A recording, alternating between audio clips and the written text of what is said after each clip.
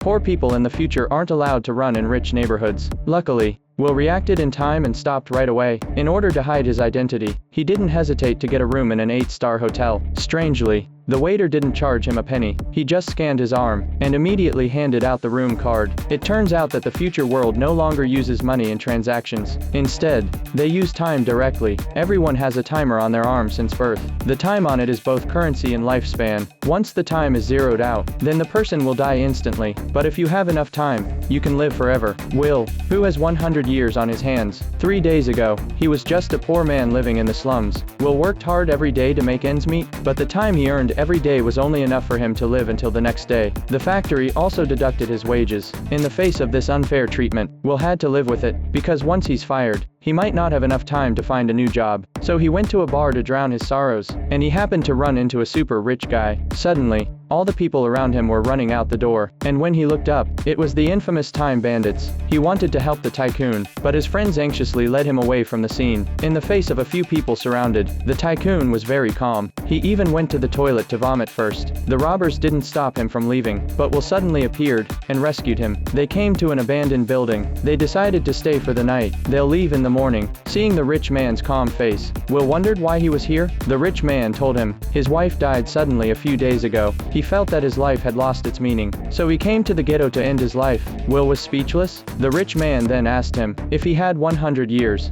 what would he do with it? Will was adamant that he would enjoy life to the fullest, and he wouldn't waste a second of it. The tycoon didn't say anything. He just let out a little laugh, and then there was silence. The next morning, when Will woke up, he found that the tycoon had disappeared, and the time on his arm had increased by 100 years.